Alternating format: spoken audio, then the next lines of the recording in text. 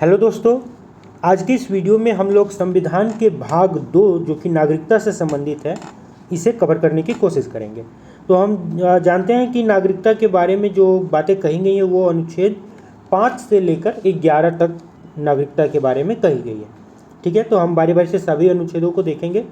सबसे पहले ये देखते हैं कि नागरिक शब्द से ही नागरिकता शब्द की उत्पत्ति हुई है। ठीक है, भारत में ये क्वेश्चन पूछता भी है कि कौन सी नागरिकता का प्रावधान है। तो भारत में एकल नागरिकता का प्रावधान है जो कि ब्रिटेन के संविधान से लिया गया है।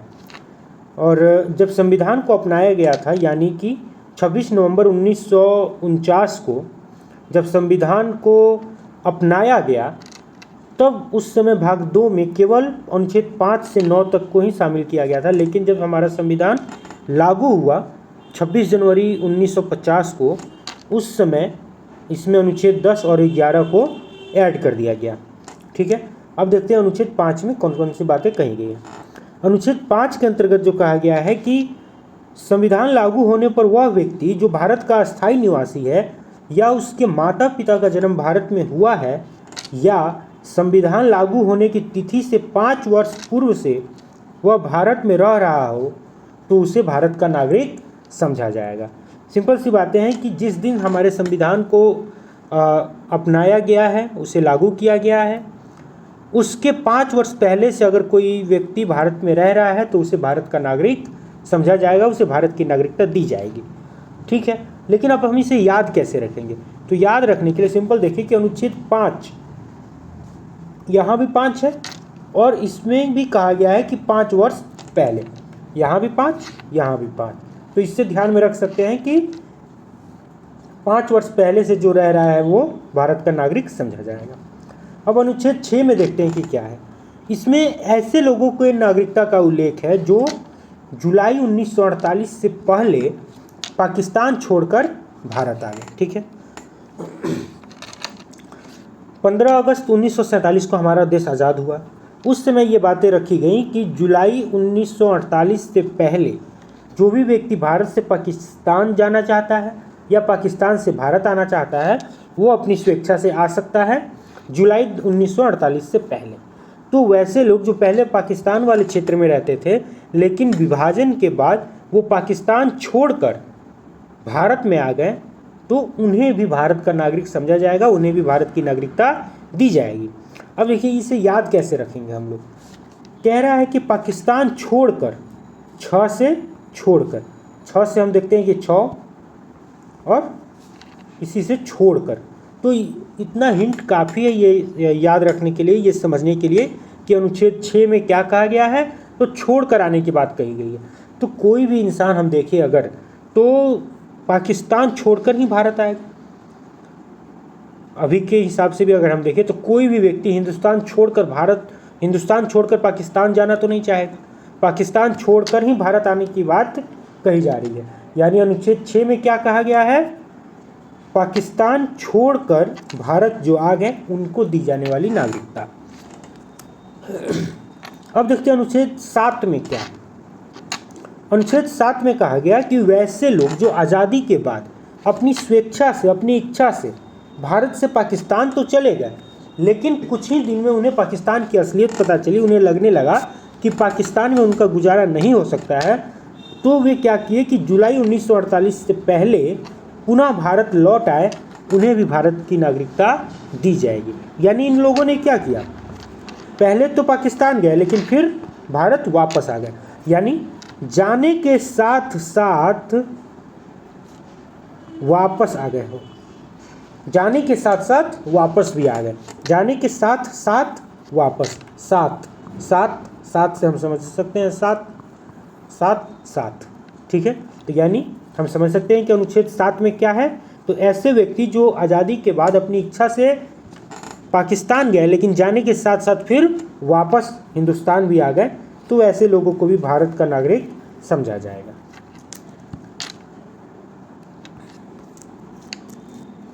अब देखते हैं अनुच्छेद 8 में जो हमारी बातें कही गई हैं वो क्या कही गई। ये ऊपर में दिख नहीं रहा होगा, ये अनुच्छेद 8 की बातें हैं। तो भारतीय मूल के ऐसे लोग जो विदेशों में बस गए, उन्हें भी कुछ शर्त के साथ भारत की नागरिकता दी जाएगी, लेकिन इसके लिए यह अनिवार्य है कि उनके माता पिता या दादा दादी का जन्म भारत में हुआ। ठीक है, तो हम इसे याद कैसे रखेंगे? इसे याद रखने के लिए सिंपल सी ये बात हम समझ सकते हैं कि ठीक है, वो भले ही अभी विदेश में रह रहा हो, लेकिन वो हमारा अपना है, वो हमारा अपना भाई है, अपना परिवार है। तो अगर उस पर अगर कोई भी संकट आएगा, अगर वो हमारी तरफ मदद की उम्मीद से देखेगा, तो क्या हम उसको छोड़ देंगे? नहीं, हम उसे नहीं छोड़ेंगे, हम उसे हाथ देंगे। हाथ कहने का मतलब सहारा देंगे। अगर वो मदद मांगेगा तो हम उसे हाथ देंगे। हाथ 8, हाथ 8, तो हाथ को हम लोग समझ सकते हैं 8, और ये हाथ के लिए 8, साथ के लिए 7, ट्री के लिए 3, ये सब कोड वर्ड है जो कि मेरे सारे क्लासेस में आपको देखने को मिलेंगे। ठीक है, तो भले ही वो विदेशों में बस गया है, लेकिन उससे हमारा रिश्ता तो है, वो हमारा अपना भाई तो है। तो हम क्या करेंगे, जब भी वो मदद मांगेगा हम उसे अपना हाथ देंगे, हम उसे सहारा देंगे। तो इससे हम याद रख सकते हैं, ध्यान में रख सकते हैं कि आर्टिकल 8 में क्या कही गई है कि जो विदेशों में बस गए हैं लेकिन उनका रूट जो है वो भारत से जुड़ा हुआ है, तो ऐसे लोगों को भी हम नागरिकता प्रदान करेंगे। अब आर्टिकल 9 जो है वो क्या कहता है? ये कहता है कि अगर कोई व्यक्ति जो विदेशों में बस गया हो और उस देश की, जिस देश में वो रह रहा है, उस देश की नागरिकता प्राप्त कर ली हो, तो उनकी भारत की नागरिकता जो है वो स्वतः ही समाप्त हो जाएगी। ठीक है, तो अब बताइए, मान लीजिए हमारा वो अपना भाई ही है, या भाई था, परिवार था, लेकिन वो जाके दूसरे देश में बस गया, उस देश के नियम कानून को एक्सेप्ट कर लिया, वहाँ की नागरिकता को एक्सेप्ट कर लिया, यानी भारत की नागरिकता को नज़रअंदाज कर दिया। तो सबसे ऊपर हमारे लिए हमारा देश होता है। तो अगर कोई भाई ही है, अगर उसने अपने हमारे देश को नज़रअंदाज कर दिया हो और उसके बाद अगर वो हमारी तरफ मदद का हाथ बढ़ाए, सहारा मांगे, तो क्या हम उसे सहारा देंगे? नहीं, हम उसे सहारा नहीं देंगे, हम कह देंगे नो। नो, अब नो से हम समझ सकते हैं नो से नो। ठीक है, नो से नो, यानी नो, तुम उस देश की नागरिकता जब प्राप्त कर चुके हो तो अब हमारी तरफ मदद की उम्मीद मत रखो। ठीक है, अब अनुच्छेद 9 में क्या 10 में क्या कहा गया है? नागरिकों की नागरिकता से संबंधित अधिकार जो है वो उनके पास सुरक्षित रहेंगे, उनसे जो उनका अधिकार है वो कोई उनसे नहीं छीन सकता है। ठीक है, अब इसे हम याद कैसे रखेंगे? ये याद रखने के लिए हम ऐसे देख सकते हैं कि मान लीजिए अगर भारत के प्रत्येक लोगों की नागरिकता अगर कोई वस्तु के रूप में हम रखें तो सारा जगह कम पड़ जाएगा। ठीक है, उन्हें सुरक्षित भी रखना है, जगह कम पड़ जाएगा, तो हम क्या करेंगे? टेम्पोररी कुछ जगह का निर्माण करेंगे। तो यानी हम क्या करेंगे? हम टेंट लगाएंगे। ठीक है, टेंट लगा करके इनके नागरिक, अगर कोई वस्तु के रूप में अगर नागरिकता को रखना हो तो उस टेंट में हम इन्हें सुरक्षित रख सकते हैं। टेंट, टेंट, अब देख रहे हैं टेंट में 10 वर्ड अपने आप आ जा रहा है, टेंट में 10, और यही तो हमारा अनुच्छेद है, अनुच्छेद 10। ठीक है, अब देखते हैं अनुच्छेद 11 में क्या है। अनुच्छेद 11 में कहा गया है कि नागरिकता से संबंधित जो भी सुधार या बदलाव होंगे भविष्य में, वो सब संसद विधि के द्वारा करेगी। संसद यानी जो कानून है, अपनी कानूनी प्रक्रिया के हिसाब से नागरिकता से संबंधित सुधार या बदलाव कर सकती है। इसी अनुच्छेद के तहत संसद ने नागरिकता संशोधन अधिनियम 1955 पारित किया था। ठीक है, अब हम देखते हैं कि नागरिकता संशोधन अधिनियम 1955 जो पारित हुआ उसमें क्या क्या कहा गया था। यहाँ तो हमने देख लिया जी, आर्टिकल 5 से लेकर के 11 तक हमने देख लिया कि किस आर्टिकल में क्या क्या बातें कही गई है और उससे हम कैसे ध्यान में रख सकते हैं। ये अच्छा, 11 आर्टिकल 11 को नहीं देखे ना, तो देखिए सिंपल सा एक चीज़ हम देखें। 11 में तो कह दिया गया कि भाई जो भी सुधार या बदलाव होंगे नागरिकता संबंधित वो सब संसद करेगी, लेकिन क्या संसद अकेले करेगी? नहीं, संसद में भी 2 पार्ट होते हैं। संसद में अगर सदन की हम बात करें तो एक होता है राज्यसभा और एक लोकसभा। है ना जी, इन दोनों के मिलाने से बनता है ना संसद। तो एक हो गया राज्यसभा, एक हो गया लोकसभा। देखिए अपने आप आर्टिकल 11 बन गया। ठीक है, तो हम इसे ऐसे ध्यान में रख सकते हैं। अब नागरिकता संशोधन अधिनियम 1955 में क्या कहा गया कि अगर किसी को भारत की नागरिकता प्राप्त करनी हो तो वो किन किन तरीकों से भारत का नागरिक बन सकता है। तो इसके लिए कहा गया कि 5 ऐसे तरीके हैं जिनके हिसाब से कोई भी बाहरी व्यक्ति भारत का नागरिक बन सकता है। पहला है जन्म से। ठीक है, अगर पहले तो ये बात समझिए कि अगर किसी का जन्म भारत में हुआ है तो वो जन्म से ही भारत का नागरिक है। लेकिन अगर किसी के माता पिता का जन्म भारत में हुआ हो और उनका पुत्र विदेशों में रह रहा हो और वो अगर भारत की नागरिकता लेना चाहे तो उसे जन्म के आधार पर उसे भारत की नागरिकता दे दी जाएगी। ठीक है, वंश परंपरा द्वारा। वंश परंपरा द्वारा में क्या कहा गया कि अगर हमारे पूर्वज भारत से संबंधित हैं और हम अगर विदेशों में रह रहे हैं तो भी हमें भारत की नागरिकता मिल सकती है। या ऐसे अगर हम समझें कि पहले था कि पिता अगर भारत से है और वो अगर किसी विदेश में जाकर विदेशी लड़की से शादी कर लिया तो उसके इनसे होने वाले पुत्र को भारत की नागरिकता वंश परंपरा के आधार पर दे दी जाएगी। लेकिन नागरिकता संशोधन अधिनियम 1992 में क्या किया गया, नागरिकता संशोधन अधिनियम 1992 जो हुआ 92, इसमें ये कहा गया कि या तो माता या पिता, पहले केवल पिता थे लेकिन अब कर दिया गया कि माता या पिता दोनों में से कोई भी अगर एक भारत से है तो उनसे उत्पन्न संतान को भारत की नागरिकता दे दी जाएगी। ठीक है, अब तीसरा जो मेथड है वो है देशीकरण के द्वारा। देशीकरण में क्या हुआ कि कोई भी विदेशी व्यक्ति जो वयस्क है यानी 18 प्लस है, 18 से ऊपर है उसकी आयु, और वो अपने देश की नागरिकता का त्याग करके भारत की नागरिकता को पाना चाहता है तो उसे एक आवेदन करना होगा, एप्लीकेशन देना होगा। ठीक है, एक एप्लीकेशन देना होगा और उस एप्लीकेशन से 1 साल पहले से उसे भारत में निवास करना होगा। बिना भारत की नागरिकता लिए ही उसे भारत में निवास करना होगा और आवेदन के बाद उसे लगातार 6 वर्ष तक यानी 1 साल ये और 6 ये, इन दोनों को मिलाकर 7 साल तक उसे भारत में रहना होगा, तब उसे जाकर अस्थायी रूप से भारत की नागरिकता मिल सकती है।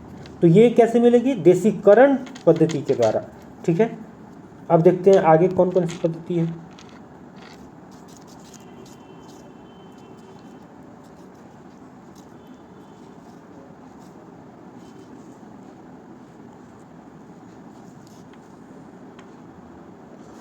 चौथा यहाँ दिख नहीं रहा, हम यहाँ लिख देते हैं पंजीकरण के द्वारा। ठीक है, पंजीकरण के द्वारा भी अगर कोई चाहे तो उसे भारत की नागरिकता मिल सकती है। इसमें क्या करना होगा कि कोई भी विदेशी व्यक्ति जो राष्ट्रमंडल देश का सदस्य हो, ठीक है, नागरिक हो, राष्ट्रमंडल कॉमनवेल्थ जितने भी देश हैं उन सब देशों में से, या आयरलैंड गणराज्य के किसी देश का नागरिक हो और उसे भारत की नागरिकता अगर लेनी हो तो उसे कम से कम 5 वर्षों तक भारत में अस्थायी रूप से रहना पड़ेगा। इसके बाद उसे पंजीकरण की प्रक्रिया के द्वारा भारत की नागरिकता मिल जाएगी। पहले ये जो टाइम पीरियड था ये केवल 6 माह तक था, 6 मंथ तक, लेकिन नागरिकता संशोधन अधिनियम 1986 में इसे बढ़ाकर 5 साल कर दिया गया। ठीक है, यानी पंजीकरण में 5 साल और देशीकरण में अगर हम देखें तो 1 साल पहले फिर 6 साल आवेदन के बाद टोटल मिला करके 7 साल। और इस 7 साल में या इसमें जो 5 साल है, इस 5 साल में आपके विरुद्ध कोई भी कानूनी कार्रवाई ना हुई हो या किसी भी बुरे कर्मों में आपका नाम सम्मिलित न हुआ हो तो आपको भारत की नागरिकता मिल जाएगी। पांचवी जो प्रक्रिया है अर्जित भूभाग के आधार पर। मान लीजिए भारत का किसी देश के साथ युद्ध होता है और भारत जीत करके उस देश को अपने में मिला लेता है, तो उस हारे हुए देश के जितने भी नागरिक हैं, भारत जब उन पे कब्जा कर लेगा तो वो स्वतः ही भारत के नागरिक बन जाएंगे। ठीक है, भारत अगर किसी भी नए भूभाग को भारत में विलय कर लेता है, मिला लेता है, तो उस नए भूभाग के जितने भी नागरिक होंगे वे स्वतः ही भारत के नागरिक कहलाने लगेंगे। ठीक है, ये तो हो गई ऐसे 5 प्रक्रियाएं जिनके द्वारा हम नागरिकता प्राप्त कर सकते हैं। लेकिन हमारी नागरिकता की समाप्ति कैसे हो सकती है? तो नागरिकता की समाप्ति भी 3 प्रकार से हमारी हो सकती है। पहली तो ये कि अगर कोई वयस्क है, यानी उसकी आयु 18 साल से ज़्यादा है और वो अपनी इच्छा से, ठीक है, इच्छा से भारत की नागरिकता छोड़ना चाहता हो, तो वो आवेदन दे करके अपनी नागरिकता ख़त्म करवा सकता है। दूसरी प्रक्रिया है नागरिकता समाप्ति द्वारा। यदि कोई व्यक्ति है वो किसी दूसरे देश में जाकर बस जाता है और उस देश की नागरिकता को प्राप्त कर लेता है, वहाँ का नागरिक बन जाता है, तो उसकी भारत की नागरिकता जो है स्वतः ही समाप्त हो जाएगी। तीसरा, नागरिकता से वंचित कर दिए जाने पर, यानी अगर सरकार को ऐसा लगता है कि आप राष्ट्र के लिए मतलब क्या बोलते हैं उसको, राष्ट्र के लिए अगर खतरा हो गए हैं, यदि किसी आतंकवादी संगठन से आपका कनेक्शन सरकार को पता चलता है, या युद्ध के समय ऐसा पता चलता है कि आपने दुश्मन देश की मदद की है, या सरकार को किसी भी तरह से ऐसा लगता है कि भारत में अगर आपको रखा जाए तो भारत की एकता और अखंडता पे मतलब बुरा असर पड़ सकता है, तो सरकार आपको नागरिकता से वंचित कर सकती है, यानी आपकी नागरिकता को छीना जा सकता है।